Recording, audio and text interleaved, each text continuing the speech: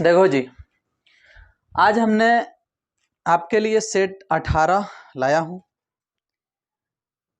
देखते हैं इसमें हमने कैसा कैसा क्वेश्चन दिया है आपके लिए प्रैक्टिस के लिए। देखिए तो क्वेश्चन नंबर फर्स्ट में हमने दिया है dx बटा root under x square plus 2x plus 2 का समाकलन करें। देख भाई, इसका समाकलन करना है तो बेशक आप सभी जानते हैं कि इसे हम पूर्ण वर्ग विधि से हल करेंगे। रूट अंडर जो है उसको दे देंगे, एक्स स्क्वायर को ए स्क्वायर समझेंगे, प्लस 2ab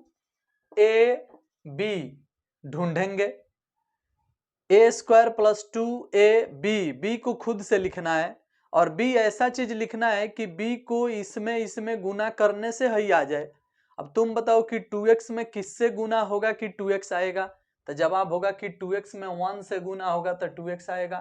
तो ही हमारा b का काम करने लगा, 2ab प्लस बी स्क्वायर यानी 1 के स्क्वायर से 1 आता है लेकिन चाहिए 2, तो एक अपने से एक जोड़ दो। अब एगो एगो मिल के 2 आ जाएगा, इसको हल करने से ही आ जाएगा, इससे ही आ जाएगा। ऊपर हो गया dx, नीचे हो गया रूट अंडर, यहाँ से लेके यहाँ तक a प्लस बी के होल स्क्वायर, आई कौन सी है 1। अब देखो root under x square plus a square के नियम पर आ गया। अब dx बटा root under x square plus a square का नियम कहता है कि log x plus root under x square plus a square, मतलब हाई total x square plus 2x plus 1 plus 2 plus में c। ये आपका आंसर हो गया। अब इसमें ध्यान दीजिएगा, आप इसे थोड़ा और बड़ा करना चाहते हो तो x प्लस 2 को t मान सकते हो, x प्लस 1 को, और आगे बना सकते हो, इतना ही आएगा। नेक्स्ट क्वेश्चन देखेंगे हम लोग।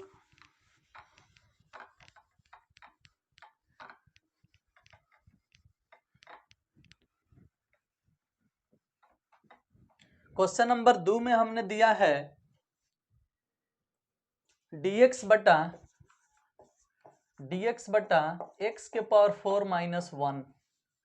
देखो भाई ये भी आसान है, dx बटा इसको लिख सकते हो एक्स स्क्वायर के whole square minus 1 square, square square गुना होके 4 हो जाएगा, 1 स्क्वायर तो 1 हो जाएगा। dx बटा a square minus b square, तो a plus b a minus b, एक बार प्लस में एक बार माइनस में। अब क्या होगा भैया कि हाई नीचे वाला 2 को गुणनखंड के रूप में मिल गया, तो एक्स स्क्वायर को टी मान के इधर उधर करके बनाया जा सकता है, लेकिन हमने आपको एक ट्रिक बताया था उसके माध्यम से बनाएंगे, क्योंकि 2 नंबर का ये क्वेश्चन है। हमने यही बताया था कि नीचे 2 को गुणनखंड मिल जाए तो चुपचाप 2 को फैक्टर ऐसे 2 को इंटीग्रेशन का चिन्ह ले लो। अब इसमें बटा के नीचे ए को लिख दो, इसमें बटा के नीचे इसको लिख दो। अब इसको शून्य बनाओ तो एक्स स्क्वायर का मान क्या रखोगे कि शून्य हो जाएगा, तो एक्स स्क्वायर का मान -1 रखोगे तो ही शून्य हो जाएगा। चलो ये शून्य हो गया, हट गया, तो एक्स स्क्वायर का मान -1 रखने से ही शून्य हुआ, तो वही एक्स स्क्वायर का मान -1 यहाँ भी रखाएगा, -1 -1 -2 हो जाएगा, और ऊपर 1 है तो 1 बटा -2 बाहर लग जाएगा, यहाँ dx आ जाएगा।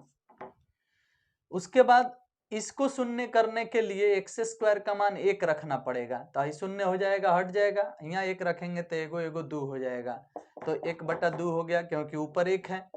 देखो तो ट्रिक के माध्यम से इतना सॉल्व हो गया। अब दूसरे माध्यम से सॉल्व करने के लिए एक्स स्क्वायर को टी मानोगे फिर बनाओगे तो बन जाएगा -1/2 साइड हो गया।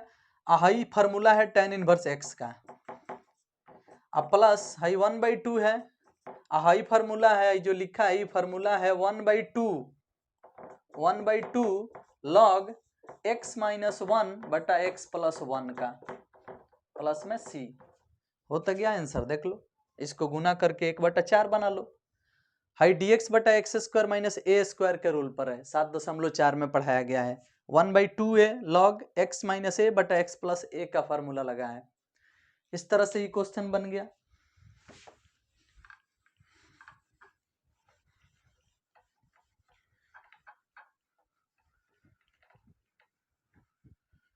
अब देखो जी, इसके बाद क्वेश्चन नंबर 3 में है x tan इनवर्स x का समाकलन करें। x tan इनवर्स x का समाकलन करें। अरे भैया 7.6 का क्वेश्चन है, u इंटू v पे बना दो। tan इनवर्स x बाहर चला जाएगा, x अंदर आ जाएगा, सूत्र के अनुसार माइनस होगा, जो बाहर है उसका dc होगा 1/1 प्लस एक्स स्क्वायर, और जो अंदर है उसका इंटीग्रेशन होगा x square by 2 dx। x का इंटीग्रेशन होगा x square by 2 tan inverse x गुना में, हाई 1/2 बाहर कर लो, बच गया एक्स स्क्वायर बटा 1 प्लस एक्स स्क्वायर dx। यहाँ इंटीग्रेशन एगो हो चुका है तो प्लस सी ले सकते हो, x square by 2 tan inverse x minus 1/2। क्या करते हैं कि इसमें एक जोड़ देते हैं, एक घटा देते हैं, 1 प्लस एक्स स्क्वायर माइनस 1 बटा में 1 plus x square dx plus में सी। हमने ऊपर वाले में एक जोड़ दिया, एक घटा दिया, x square by 2 tan inverse x minus 1/2, high high cut जाएगा तो क्या आएगा 1 का इंटीग्रेशन x, हाई हाई हो जाएगा tan इनवर्स x, तो हो गया tan इनवर्स x अब प्लस में सी। देखो तो इसके नीचे हाई जाएगा तो कट के 1 का integration x, 1/1 plus x square का integration tan inverse x, minus है तो माइनस, बाहर 1/2 है तो 1/2। अब ये हो जाएगा x square by 2 tan inverse x, इससे इसमें गुना होगा तो माइनस x/2, इससे इसमें गुना होगा तो plus tan inverse x plus में सी। अब आप चाहो तो इसको यहाँ ला करके जोड़ के tan इनवर्स x कॉमन कर सकते हो, बना सकते हो, कोई दिक्कत नहीं, बट इतना भी ठीक है। चलिए तो ये क्वेश्चन भी बन गया।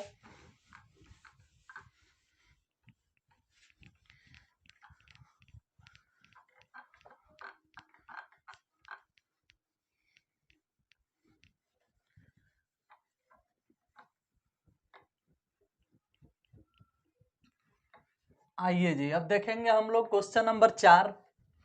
क्वेश्चन नंबर 4 में है 0 से 1 tan इनवर्स x बटा 1 प्लस एक्स स्क्वायर, 0 से 1 tan इनवर्स x बटा में 1 प्लस एक्स स्क्वायर dx। अरे भैया tan इनवर्स x का dc 1/1 प्लस एक्स स्क्वायर होता है, तो आप बड़ी आसानी से मान लो, माना tan इनवर्स x बराबर t, tan इनवर्स x का dc 1/1 प्लस एक्स स्क्वायर है dt बटा dx, dx गुना में भेज दो dx बटा 1 प्लस एक्स स्क्वायर बराबर में dt। अब भाई जो आया है dx बटा 1 प्लस एक्स स्क्वायर का मान dt है, इसको हमने t माना है, t रख देंगे, तो 0 से 1 t dt हो गया। dx बटा 1 प्लस एक्स स्क्वायर को हमने क्या बोला, dx बटा 1 प्लस एक्स स्क्वायर को dt, तो dt, इसको t माने हैं तो t, अभी क्या हो जाएगा तो t स्क्वायर बाई 2, प्लस में c नहीं होगा क्योंकि अपर लोअर लिमिट दिया है 0 से 1, t का मान रख दो, t का मान कितना है tan इनवर्स x, तो tan इनवर्स x बटा में 2, अपर लोअर लिमिट 0 से 1 रखेंगे यहाँ, तो tan इनवर्स स्क्वायर भी है तो स्क्वायर देंगे, उसके बाद अपर लोअर लिमिट लगाएंगे। रे भैया तनी ध्यान देना, धोखा हो जाएगा, ध्यान देना। टी स्क्वायर है तो टी का मान कितना है tan इनवर्स x, तो tan इनवर्स x दे दिया, लेकिन इस पर स्क्वायर है तो घेर के स्क्वायर दे दे, तब भाई घेर के भाई 0 से 1 लिखो। अब यहाँ एक रखोगे तो tan इनवर्स 1 का मान पाई/4 का स्क्वायर होगा तो पाई स्क्वायर बाई 16, और बटा में पहले से क्या है 2, इसके बटा में 1 पलट जाएगा तो सीधे सीधे क्या हो जाएगा, अतः पाई स्क्वायर बाई 16 गुने 1/2, 2 पलट जाएगा तो 1/2 ऐसे हो जाएगा, 1 ऊपर 2 नीचे हो जाएगा पाई स्क्वायर बटा 32, और यही आपका आंसर होगा पाई स्क्वायर बटा 32। देख लो।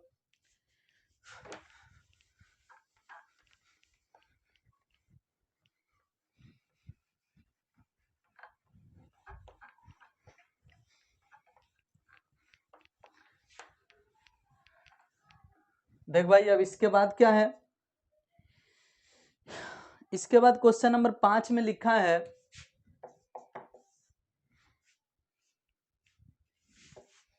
Root under x square plus 1 log x square plus 1 minus में 2 लॉग एक्स और बटा में x के पावर 4, इसका इंटीग्रेशन करना है। देख भाई इसको बनाने के लिए हम क्या करते हैं आई बराबर मान लेते हैं, आई बराबर लिखेंगे, आई एक्स 4 गो है तो इसमें से ए गो एक्स इस रूट के अंदर भेज देते हैं इस तरह से,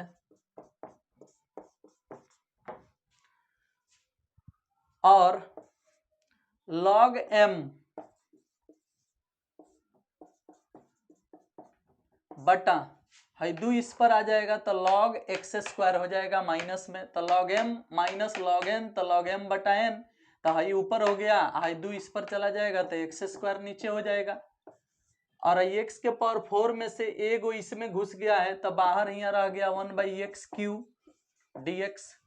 देख सकते हो, क्योंकि जब भाई एक्स स्क्वायर रूट से बाहर निकलेगा तो एगो एक्स बनेगा, वो एक्स हाई एक्स के पावर 3 गुना होके एक्स के पावर 4 आ जाएगा। इसको हमने इतना लिखा है log m माइनस है दो इस पर चल जाएगा तो log n हो जाएगा, log m minus n log m बटा n हो जाएगा। अब भाई दो इस पर जाएगा तो एक्स स्क्वायर नहीं बन जाएगा, वही नीचे आया है। अब क्या करते हैं हम कि इसको दो जगह छीट लेते हैं, इसको इसके नीचे छीटेंगे ना तो कट के 1 आएगा, इसके नीचे जाएगा तो ऐसे आएगा, लॉग इसको इसके नीचे भेजेंगे 1 आएगा, इसके नीचे भेजेंगे तो 1/x स्क्वायर आएगा। हाई कितना बच गया भैया, dx/x³ बच गया। अब इसको t मान लेते हैं, बोलो माना 1 + 1/x स्क्वायर बराबर t, 1 के dc 0, 1/x स्क्वायर के dc -2/x³ और t के dc dt/dx।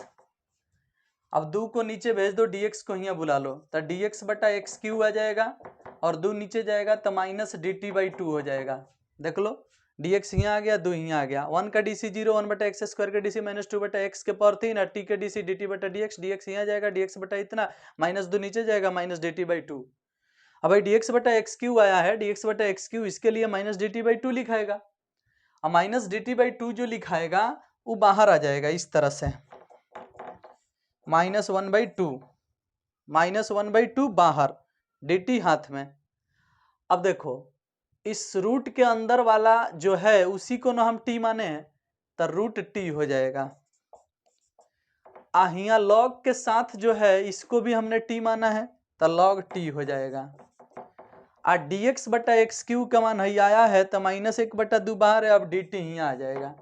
इसको अब u × v पे बनाया जाएगा, तो भैया u × v पे बनाने के लिए मेरे पास जगह नहीं है तो हम तो मिटाएंगे ऊपर से, तो भाई मिटा लेते हैं, बट याद रखना t का मान ही रखना है लास्ट में, ठीक है। तो हम ऊपर से मिटा रहे हैं।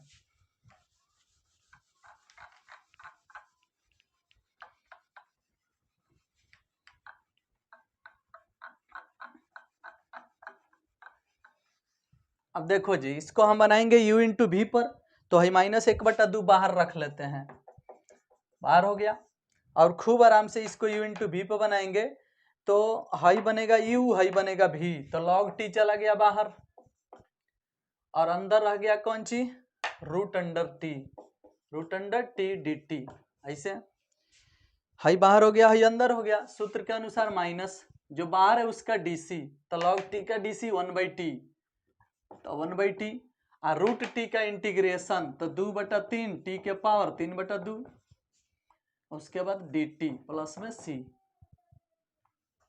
हो गया। इसको घेर सकते हो क्योंकि बाहर -1/2 है। अब i बराबर है -1/2 उतार लेते हैं, √t का इंटीग्रेशन 2/3 t के पावर 3/2, log t भी उतार लेते हैं, -2/3 बाहर हो जाएगा, t के पावर 3/2 1 में गुना होगा तो ऊपर आ जाएगा, t नीचे आ जाएगा, तो यहाँ t का पावर 1 है, यहाँ t के पावर 3/2 है, तो आई ऊपर आएगा तो भाग में हो जाएगा, आई ऊपर आ जाएगा, आई नीचे रहेगा तो आई t इसके भाग में आ जाएगा, तो भाग में आएगा तो भाग में पावर घटता है, तो 3/2 में से t का पावर 1 घट जाएगा, तो 2 एकम 2, 3 में से 2 गया तो 1/2 आ जाएगा, 2 एकम 2, 3 में से 2 गया 1/2 आएगा, 1/2 मैंने √t, तो इसको सॉल्व करके पता चला कि √t आएगा, हाई 2/3 तो बाहर हो गया, यहाँ लिख देते हैं dt प्लस में c। अब फिर इसका इंटीग्रेशन कर दो तो ही -1/2 बाहर है, या -1/2 से गुना करा दो, अगर गुना कराते हो तो ही 2 कट जाएगा, तो -1/3 t के पावर 3/2 log t आएगा, आ -1/2 से इसमें गुना होगा तो प्लस हो जाएगा, 2 से 2 कट जाएगा, 1/3 आएगा। आ रूट टी का इंटीग्रेशन 2/3, टी के पावर 3/2 आएगा, प्लस में सी आएगा। अब टी का मान रख देना है, तो टी का मान है ना, रख दो भैया, कोई दिक्कत नहीं। तो -1/3 टी के जगह पर ही रख दो। 1 + 1/x² के पावर में कौन सी है 3/2, लॉग है तो लॉग दे दो। 1 + 1/x², टी का मान रख दो, हाई प्लस है तो प्लस दे दो, 3 3 का 9, 2/9 लिख दो। और टी का मान कितना है 1 + 1/x², पावर में 3/2 है तो 3/2 दे दो, प्लस में सी। हो गया आंसर, यही हमारा आंसर होगा। चलो जी, आप चाहो तो दोनों में से कुछ कॉमन भी कर सकते हो, जैसे 1 + 1/x² के पावर 3/2 है, यहाँ भी 3/2 है पावर, इसको कॉमन कर सकते हो, फिर कुछ और आंसर हो जाएगा, लेकिन यही ठीक है। 2 नंबर के लिए क्या जान लोगे, इतना ही बनाना बहुत है। हाँ 4 नंबर 5 नंबर में आता है तो भाई बना देना, क्या दिक्कत है।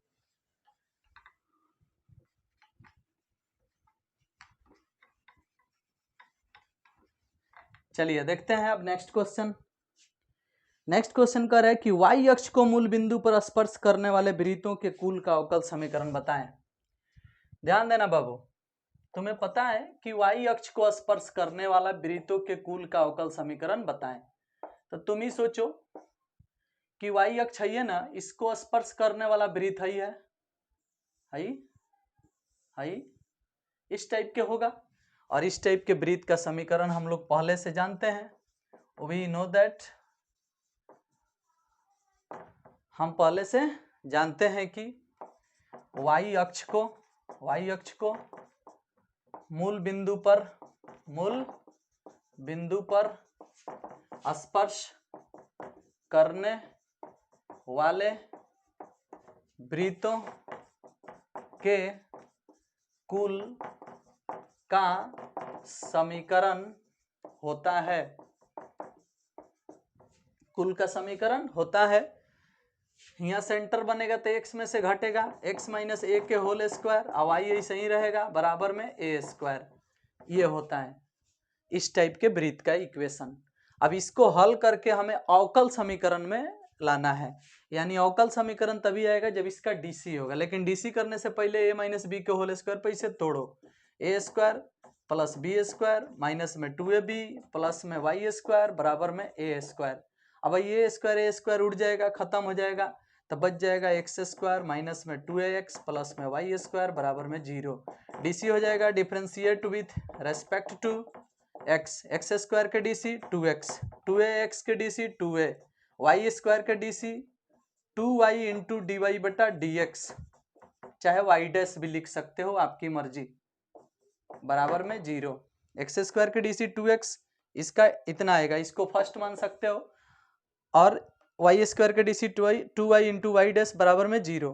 अब समीकरण फर्स्ट से, ये ना फर्स्ट से किसका मान निकाल लो भाई, 2a का मान निकाल लो। किसका, 2a का। कैसे निकलेगा, तो 2ax बराबर के उधर जाएगा तो प्लस में हो जाएगा, इधर x² प्लस y² बच जाएगा, x भाग में आ जाएगा।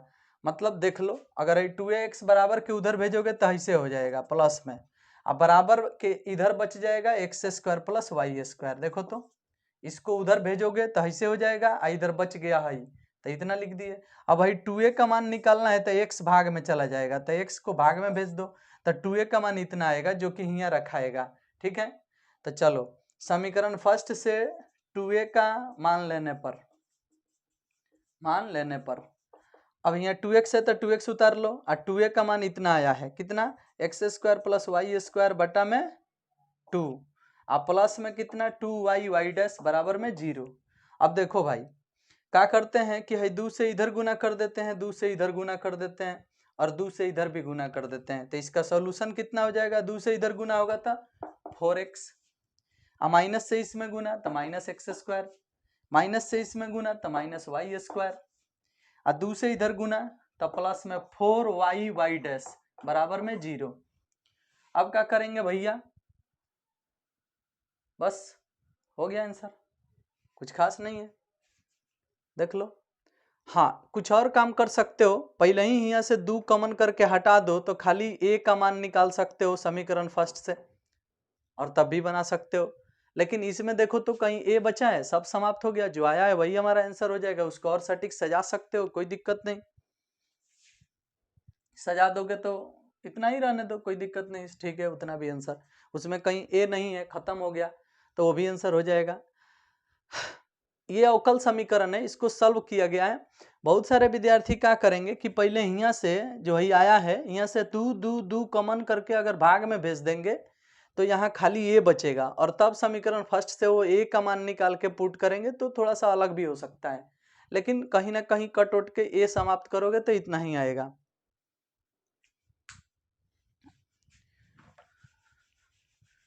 चलिए, तो इस प्रकार से ये भी बन गया।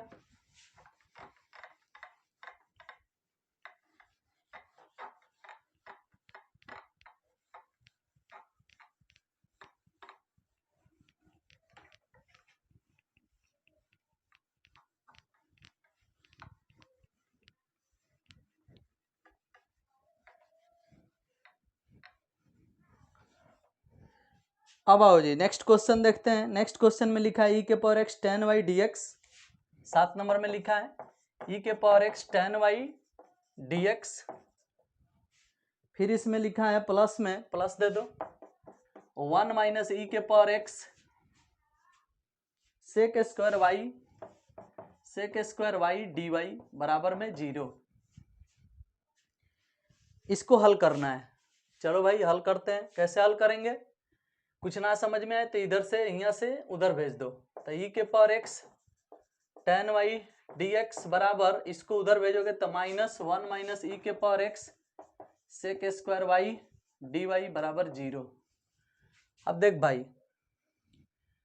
आप क्या कर सकते हो यहाँ पे कि e के पावर x इधर रख लो और इसको नीचे से इधर बुला लो, तो जब भाई माइनस अंदर जाएगा तो ही पलट जाएगा, तब नीचे आएगा, यानी e के पावर x -1 हो जाएगा। ये पहले हो जाएगा, ये बाद में माइनस अंदर हो जाएगा।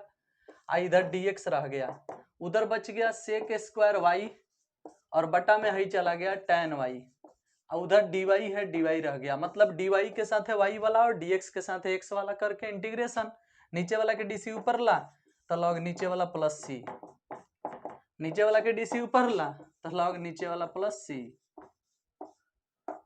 हो गया। इसको इधर बुला लो तो log m minus log n तो लॉग m बटा n हो जाएगा, यानी लॉग e के पावर x -1 बटा tan y हो जाएगा और बराबर में c। लॉग को इधर से उधर भेज दो तो e के पावर x -1 बटा tan y बराबर में खाली c। अब इसको उधर गुना कर सकते हो तो e के पावर x -1 बराबर c इंटू tan y, और यही हमारा आंसर हो जाएगा। देख लो, तो ये क्वेश्चन भी हमने बना दिया।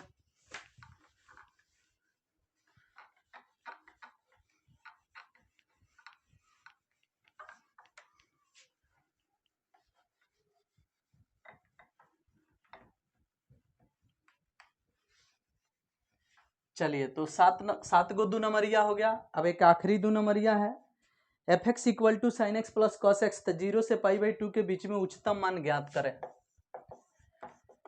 F x equal to sine x plus cos x, जहां x एलिमेंट है 0 से π/2, कह रहे हैं कि x का मान 0 से π/2 के बीच में है, इस तरह से। वहां दोनों तरफ छोटा का चिन्ह है तो हम इस तरह से उसे लिख सकते हैं। उच्चतम मान निकालना है तो भैया पहले dx करो, dc करोगे तो साइन के dc cos और cos का dc माइनस साइन। उसके बाद फॉर मैक्सिमा dc को 0 के बराबर लेते हैं, आपको पता है dc को 0 के बराबर ले लो। तो dc को 0 के बराबर लोगे तो cos x minus sine x बराबर 0, यानी cos x बराबर साइन x, यानी साइन x बटा cos x बराबर 1, यानी tan x बराबर 1, यानी x बराबर π/4, और x बराबर π/4 हो गया। अब देखो जी, x का मान मुझे π/4 मिल गया। अब हम क्या कर सकते हैं कि इसका महत्तम मान निकालना है मुझे। तो महत्तम मान निकालना है तो पुनः जो dc आया है f डैश x उसको लिखेंगे। f डैश x कितना आया है? cos x minus sine x, cos x minus sine x। अब इसका एक बार और डीसी करते हैं, डबल डैश कॉस एक्स का डीसी माइनस साइन एक्स और साइन एक्स का डीसी कॉस एक्स। हमने एक बार और डीसी कर लिया। एक बार और डीसी करके हम इसमें एक्स का जो मान आया है उसको रखते हैं, F double dash pi by 4, और पाई बाई 4 रखेंगे तो माइनस 1/√2 आएगा, यहाँ पाई बाई 4 रखेंगे तो माइनस 1/√2 आएगा। दोनों माइनस में आया, इसका अर्थ है कि 0 से छोट होगा। और जब डबल डीसी 0 से छोट होता है तो x के जिस मान को रखने से डबल डीसी 0 से छोट होता है उस मान पर फलन का महत्तम मान मिलता है, आपको पढ़ाया गया है। चूंकि लिखा जाएगा कि यहाँ x बराबर पाई बाई 4 पर F double dash x less than 0 है, इसलिए x बराबर पाई बाई 4 पर फलन का महत्तम मान है। अतः महत्तम मान बराबर पाई बाई 4 यहाँ रख दो फंक्शन में, एफ पाई बाई 4 निकाल लो, एफ पाई बाई 4। अब एफ पाई बाई 4 निकालोगे तो यहाँ पाई बाई 4 यहाँ पाई बाई 4 तो साइन पाई बाई 4, अब plus sine pi by 4 cos pi by 4, तो इसका मान 1/√2 और उसका भी मान 1/√2, जोड़ेंगे तो खाली √2, और यही हमारा महत्तम मान होगा। तो 2 नंबरिया में पूछेगा तो इस तरह से हम इतना सॉल्व कर लेंगे। चलो जी, इस प्रकार से हमने 2 नंबरिया का सब प्रश्न बना लिया। अच्छा, एक बात बताएं आप लोगों को, अभी तक ये शायद 18 नंबर सेट है। बहुत सारा मैंने वीडियो यूट्यूब पे बनाया है, बहुत सारा क्लास में भी पढ़ाया है, बहुत सारा चीज, बहुत क्वेश्चन बनाया। याद रखना, हर इंसान का दिमाग एक जैसा हमेशा नहीं रहता है। मैं भी किसी वीडियो में मिस्टेक हो जाता होगा, कहीं गलती से कुछ लिखा जाता होगा, कुछ इधर उधर बन जाता होगा, तो ये बात आप थोड़ा सा मैनेज कर लीजिएगा, इसको समझ लीजिएगा, क्योंकि हो सकता है कि कहीं कुछ गलत बन जाए, जो कि आपको समझ में आ जाएगा जब गलत लिखा जाएगा। मान लो कि जोड़ते हैं, जोड़ के कुछ और आता है, बोलते हैं कुछ और, लिख देते हैं कुछ और, लिखते हैं कुछ और, बोल देते हैं कुछ और, तो इस टाइप का अगर मिस्टेक हो तो थोड़ा उसको मैनेज कीजिएगा आप लोग। अभी हम देखेंगे 5 नंबरिया क्वेश्चन, और बहुत ही बेहतरीन क्वेश्चन है, क्वेश्चन नंबर 1। समझने का प्रयास कीजिएगा, आपके एग्जाम में ही क्वेश्चन पूछ दिया है। देखो, बहुत सारा 3D का क्वेश्चन है जो कि पूछा है एग्जाम में, वेक्टर का क्वेश्चन है एग्जाम में पूछा है, बट आपको एनसीईआरटी में वो नहीं मिलेगा, आपको वो क्लास में नहीं पढ़ाया गया होगा। तो अगर क्लास में नहीं पढ़ाया गया है तो कहीं ना कहीं प्रैक्टिस में पढ़ाया जा रहा है, तो उस टाइप के क्वेश्चन को थोड़ा गहराई से देख लेना, सीख लेना, समझ लेना। समझ रहे हैं? क्योंकि बहुत सारा क्वेश्चन जब एनसीईआरटी से नहीं टच करेगा तो आप तो एनसीईआरटी ही क्लास में पढ़े हो, और बाहर से आ जाएगा तो बाहर से जो चीज पूछा है वही आएगा, नहीं तो उसी टाइप पर रहेगा। तो हम जो अभी क्वेश्चन बनाने जा रहे हैं वो 3D का क्वेश्चन है, 5 नंबरिया क्वेश्चन है, जो कि आपको एनसीईआरटी में ऐसा क्वेश्चन नहीं मिलेगा, लेकिन एग्जाम में ही क्वेश्चन पूछा है। कैसे बनेगा सीख लेना। लिखा है कि उस सरल रेखा का समीकरण ज्ञात कीजिए जो दिए गए 2 सरल रेखाओं पर लंब है और इनके प्रतिच्छेद बिंदु से जाता है। पहले दोनों को लिखते हैं हम। दिया है x प्लस 1/-3, x प्लस 1/-3 बराबर y माइनस 3/2 बराबर z प्लस 2/1। एगो इक्वेशन है, और एगो इक्वेशन है x/1 बराबर y माइनस 7/-3 बराबर z प्लस 7/2। देखो, हमें जिस रेखा का समीकरण निकालना है वह रेखा है 2 रेखा के प्रतिच्छेद बिंदु से भी जा रही है और इस दोनों रेखा पर लंब भी है। बात समझ रहे हो भैया? कैसे निकलेगा थोड़ा सा सीखो। मान लो कि यह एक सरल रेखा का इक्वेशन है, यह एक सरल रेखा का इक्वेशन है, इसके बराबर में लेम्डा मान लो, इसके बराबर में म्यू मान लो।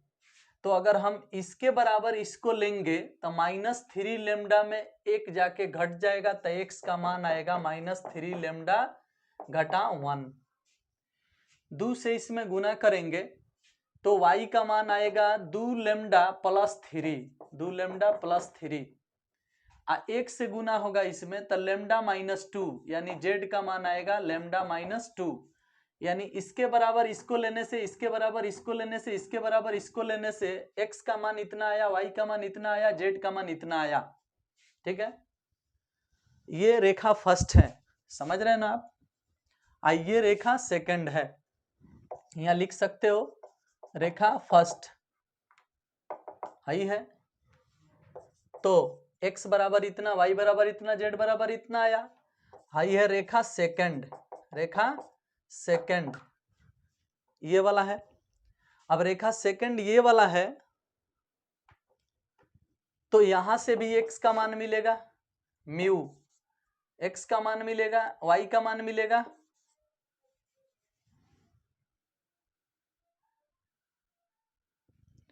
y का मान मिलेगा -3 म्यू प्लस 7, और z का मान मिलेगा 2 म्यू माइनस 7।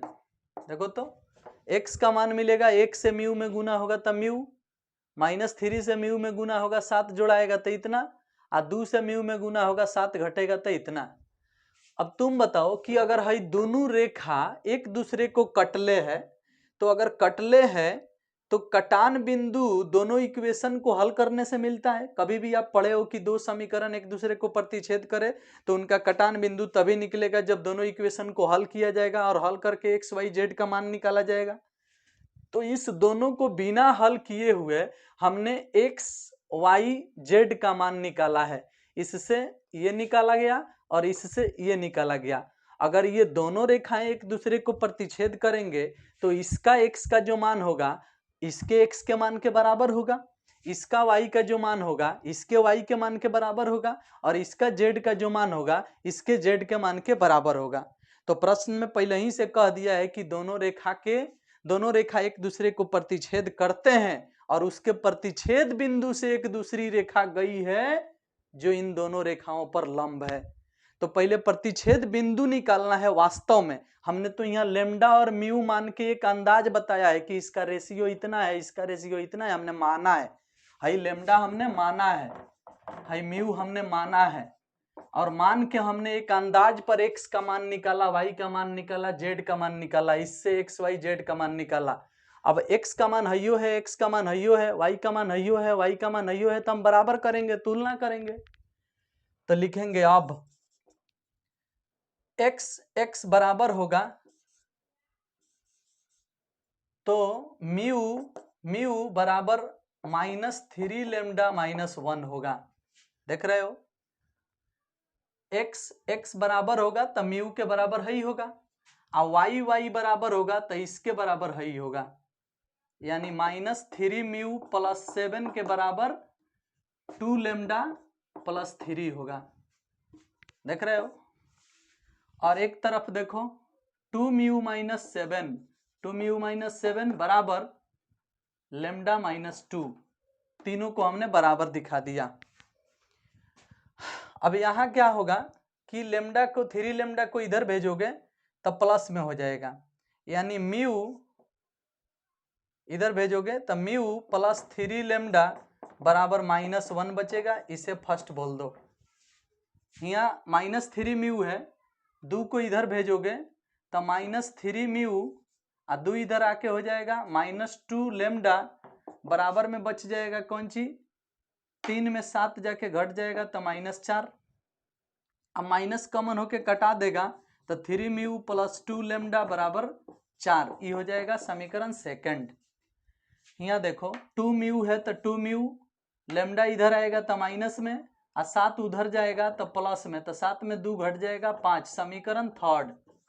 देखो तो हइयो एगो समीकरण मिल गया, हइयो एगो समीकरण मिल गया, हइयो एगो समीकरण मिल गया।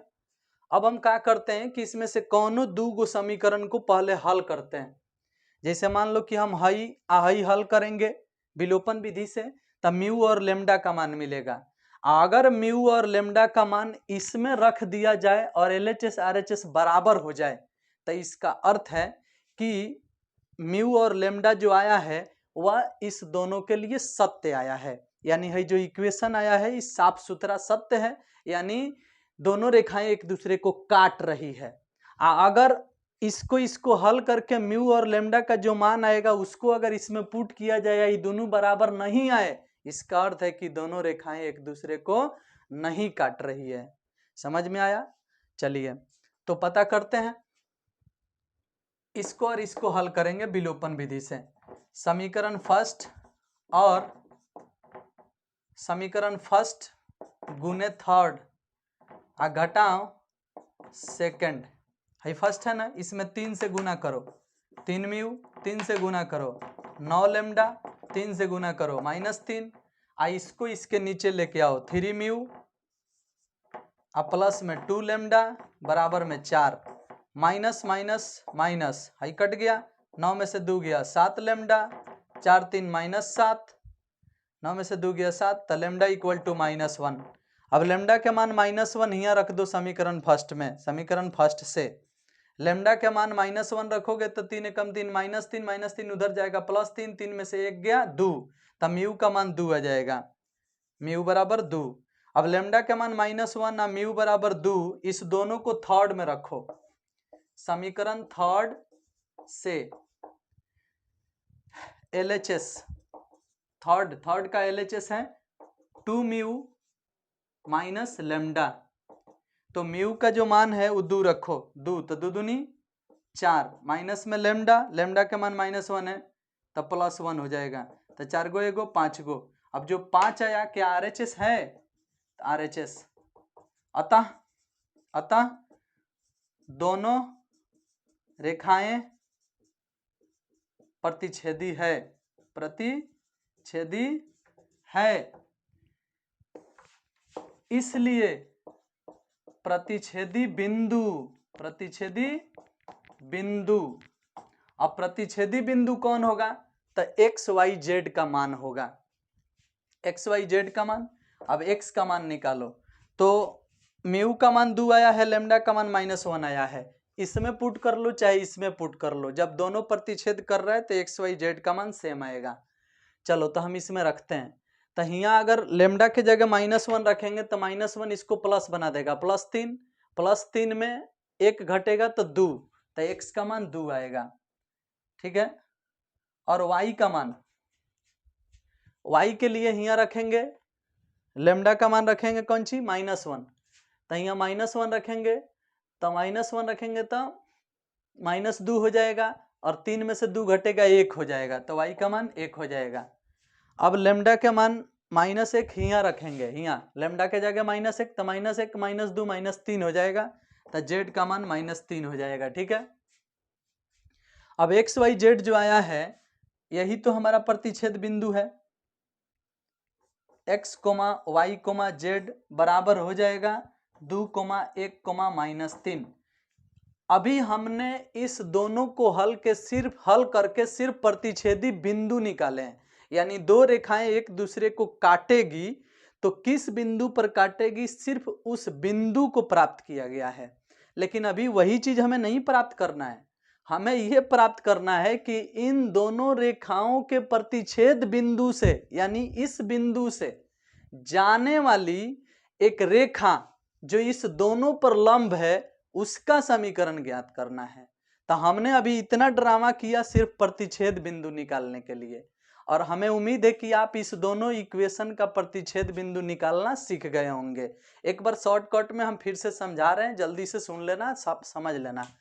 जब भी दो इक्वेशन दिया गया हो और उस दोनों इक्वेशन का यानी उस दोनों रेखा का कटान बिंदु निकालना हो तो आप एगो को लेमडा मान लेंगे, एगो को म्यू मान लेंगे, और इसके बराबर लेमडा लेके x का मान निकालेंगे, इसके बराबर लेमडा लेके y का मान निकालेंगे, इसके बराबर लेमडा लेके z का मान निकालेंगे। फिर इसमें इसके बराबर म्यू लेकर के x का मान निकालेंगे, इसके बराबर म्यू लेकर के y का मान निकालेंगे, इसके बराबर म्यू लेकर के z का मान निकालेंगे। अब इसमें x का जो मान आया है उस x का मान और इस x के मान को बराबर करेंगे। इसमें y का मान जो आया है, इसमें y का मान आया है, इस दोनों को बराबर करेंगे। इसमें z का मान आया है, इसमें z का मान आया है, इस दोनों को बराबर करेंगे। ठीक है, 3 पार्ट में बराबर होगा। इतना बराबर इतना, इतना बराबर इतना, इतना बराबर इतना, 3 पार्ट में बराबर करेंगे तो लेमडा और म्यू का समीकरण मिलेगा। देखिए म्यू और लेमडा का एगो समीकरण मिला, म्यू और लेमडा का एगो समीकरण मिला, म्यू और लेमडा का एगो समीकरण मिला। तीनों समीकरण में से 2 गो समीकरण को हल करके लेमडा और म्यू का मान निकालेंगे विलोपन विधि से। इसको हमने हल किया, आप चाहो तो इसको भी कर सकते हो। किसी भी 2 गो को हल करके लेमडा और म्यू का मान निकालेंगे और यही लेमडा और म्यू का मान तीसरे समीकरण में पुट करके एलएचएस और आरएचएस चेक करेंगे। जैसे मान लो कि हमने इस इक्वेशन को और इस इक्वेशन को विलोपन विधि से हल किया, लेमडा का मान -1 आया, म्यू का मान 2 आया, तो लेमडा का मान -1 और म्यू का मान 2 इसमें रखा जाएगा एलएचएस में। तो एलएचएस में हमने रखा तो आया कितना 5, जो कि आरएचएस 5 है, यानी एलएचएस आरएचएस बराबर हो जा रहा है लेमडा और म्यू के इस मान से। तो जब बराबर हो जा रहा है यानी प्रतिच्छेद कर रहा है, प्रतिच्छेद कर रहा है तो प्रतिच्छेद बिंदु निकलेगा कैसे? तो यही लेमडा का मान अगर इसमें पुट कर दिया जाए तो एक्स वाई जेड का जो मान आएगा वो प्रतिच्छेद बिंदु कहलाएगा, या अगर म्यू का मान इसमें पुट कर दिया जाए तो भी इतना ही आएगा। ठीक है, तो हमने लेमडा का मान इसमें पुट करके एक्स वाई जेड निकाला है, कोई म्यू का मान इसमें पुट करके एक्स वाई जेड निकाल सकता है। एक्स वाई जेड का जो मान आएगा वही कटान बिंदु कहलाएगा। तो अभी सिर्फ कटान बिंदु निकला है, अब हमें कटान बिंदु से जाने वाली रेखा का समीकरण निकालना है जो इन दोनों रेखाओं पर लंब है। तो अब हम इतना बात तो मिटाएंगे यहां से।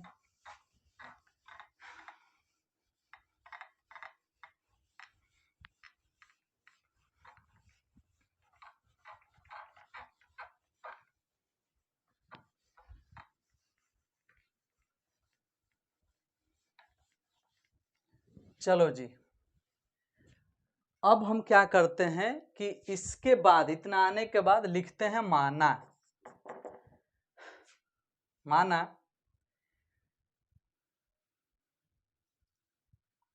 अभिष्ट रेखा, अभिष्ट रेखा किसको कहते हैं? जो निकालना है। अभिष्ट रेखा का दिक् अनुपात, दिक् अनुपात ए बी सी है, ऐसा हम मान लेते हैं। ए बी सी है मतलब जो रेखा हमें निकालना है उसका दिक् अनुपात कितना मान लेते हैं? A B C. अब पूछोगे कि दिक् अनुपात काहे मान रहे हैं? तो देख भाई, मुझे पता है कि जिस रेखा का समीकरण हमें निकालना है वह रेखा इन दोनों रेखाओं पर लंब है। तो जिस रेखा का समीकरण हमें निकालना है अगर उसका दिक् अनुपात पता हो जाए तो इस दिक् अनुपात का इस दिक् अनुपात के साथ गुणनफल योगफल 0 कराएंगे। a1 a2 plus b1 b2 plus c1 c2 बराबर 0। इसलिए 0 कराएंगे क्योंकि निकालने वाला रेखा इन दोनों रेखाओं पर लंब है। तो चलो अब a का गुना इसके साथ कराओ तो -3 है, b का गुना इसके साथ कराओ तो 2b, और c के गुना इसके साथ कराओ तो c बराबर 0। a1 a2 plus b1 b2 plus c1 c2 बराबर 0। अब फिर अब इसके साथ कराओ, एक के साथ तो ये, और इसके साथ कराओ तो -3b, इसके साथ कराओ तो 2c अब बराबर में 0। अब इस दोनों को हल करो, इसको मान लो 4, इसको मान लो 5, समीकरण 4 और 5 से, 4 और 5 से इसको हल करोगे तो a बटा b बटा c बटा ब्रजगुणन विधि आता है आपको। ए वाला ढक दो तो 2 दूना 4, 3 एकम 3, 4 3 7 आएगा, इसे 2 दूना 4, 4 3 7। बी वाला ढक दो तो 2 3 6 -6, एक एकम 1 -1 -6 -7 आएगा, यहाँ माइनस होता है तो ये माइनस उड़ गया तो खाली 7। सी का मान निकालो, सी ढक दो तो 3 3 9, एक एकम 1 दूनी 2, 9 में से 2 गया 7, तीनों बराबर आ गया। मतलब a ratio b ratio c बराबर 7 रेशियो 7 रेशियो 1, 7 रेशियो 7 रेशियो 7। अब सेम रेशियो होता है तो इसको 1 रेशियो 1 रेशियो 1 भी बोला जा सकता है, 7 से सब कटा दिया जाएगा। तो यहाँ a b c का रेशियो निकल गया 1 1 1। अब चलो जब a b c का मान 1 1 1 मिल गया तो अब इसका काम पड़ेगा। कैसे काम पड़ेगा भाई? चलिए अब भाई कहानी खत्म, इसको हम मिटा देते हैं ऊपर वाले को।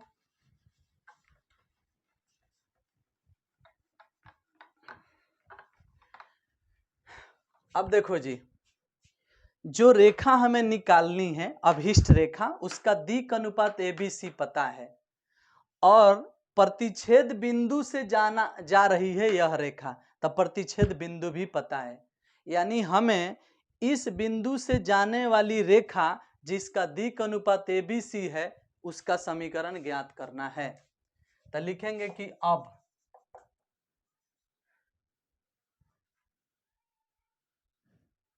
2 1 -3 से जाने वाली तथा दिक् अनुपात ABC माने 1 1 1 वाली 1 1 1 वाली रेखा का समीकरण।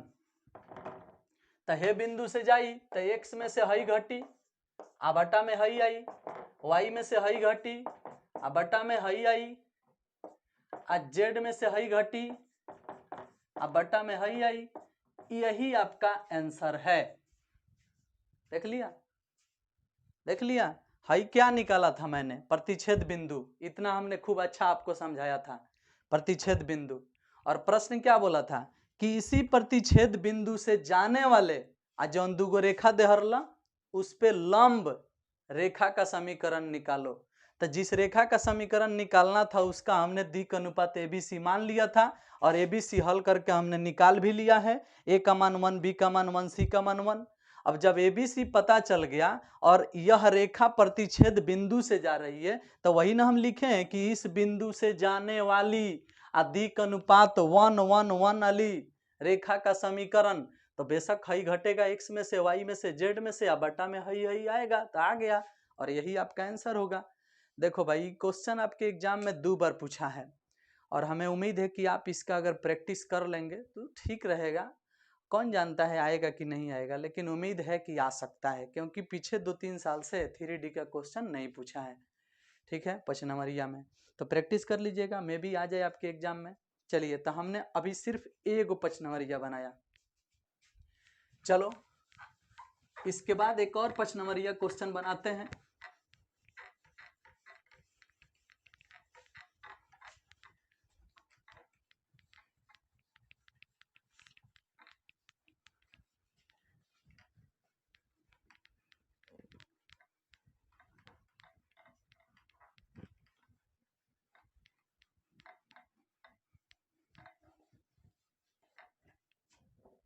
देखो जी, आखिरी 5 नंबरिया क्वेश्चन है कि रेखा इतना और तल इतना के बीच का कोण निकालें। x + 1/2 y/3 z - 3/6 ये हमारा रेखा है। ठीक है, रेखा फर्स्ट।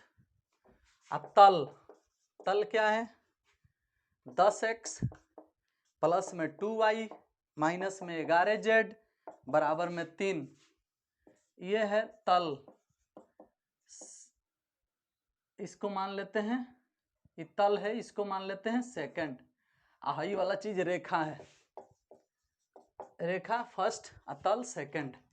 देख भाई इस दोनों के बीच का कोण निकालना है। तो अगर हम पूछें कि A1 कितना है तो 2, B1 कितना है तो 3 और C1 कितना है तो 6, A2 कितना है तो 10 और B2 कितना है तो 2 और C2 कितना है तो 3। सही बात है, A1 B1 C1 A2 B2 C2। But याद रखना, एक फार्मूला याद रखना, जब एक रेखा और एक तल के बीच का कोण निकालना हो तो cos थीटा का फार्मूला नहीं लगता है, sin थीटा का फार्मूला लगता है। और sin थीटा के कौन फार्मूला लगता है, जो फार्मूला cos के लगता है वही फार्मूला sin के भी लिए भी लगता है। A1 A2 plus B1 B2 plus C1 C2 बटा में √A1² B1 square, C1 square, A2 square, B2 square, C2 square. याद रखना ये फॉर्मूला cos थीटा का होता है, लेकिन कब? जब दो समतलों के बीच का कोण निकालना हो या दो रेखा के बीच का कोण निकालना हो। लेकिन जब एक रेखा और एक समतल के बीच का कोण निकालना हो तो भैया मेरे यही फॉर्मूला साइन थीटा का हो जाता है। याद रखना इस सूत्र को। साइन थीटा हमने लिख दिया, अब यहाँ लिख लो साइन थीटा। A1 A2 मतलब 10 दूना 20, B1 B2 मतलब 3 दूना 6, C1 C2 मतलब 36 18 बटा रूट अंडर A1 स्क्वायर मतलब 2 के स्क्वायर 4, B1 स्क्वायर मतलब 3 के स्क्वायर 9, C1 स्क्वायर मतलब 6 के स्क्वायर 36, फिर A2 स्क्वायर, A2 मतलब 10 के स्क्वायर 100, B2 स्क्वायर यानी 4, C2 स्क्वायर यानी 9। इसको हम हल कर लेंगे, ठीक है। तो साइन थीटा इक्वल टू 20 6 26 18, देखो 18 6 24 20 44 हो जाएगा, देखो बटा 9 4 13 या 36 49 यानी 7, 9 4 13 113 रूट अंडर 113, ऐसा आ जाएगा। देख लो हल करेंगे तो क्या कट सकता है?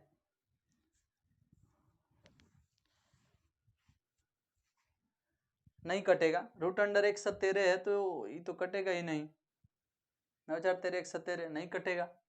तो साइन को उधर भेज दो तो साफ सुथरा दिख रहा है कि थीटा इक्वल टू का हो जाएगा साइन इनवर्स 44 बटा 7 रूट 117, और यही आपका आंसर होगा साइन इनवर्स में, ठीक है। तो आपको इसमें ये बात याद रखना होगा, क्या चीज? ये वाला। अगर इसको आप याद नहीं रखोगे तो तुम्हारे साथ धोखा होगा। A1 A2 plus B1 B2 plus C1 C2 बटा रूट अंडर ये वाला मान साइन थीटा के लिए लगेगा। कब? जब एगो रेखा और एगो तल होगा तब। जब एगो रेखा होगा और एगो तल होगा। एक जगह गलती हुआ है, तनी ध्यान देना बाबू, मिस्टेक हुआ है। कैसे? तो A2 का मान 10 लिख लिए, B2 का मान 2 लिख लिए, तो C2 का मान -11 होगा, जो कि हम गलती लिख लिए हैं। जब यहाँ -11 होगा तो यहाँ 11 का स्क्वायर 121 होगा, देखो तो। और यहाँ C2 के जगह जब 11 होगा तो 11 छक 66 होगा, यहाँ माइनस में। समझ में आया? तो ये मिस्टेक है भाई, थोड़ा सा संभाल लेना खुद को।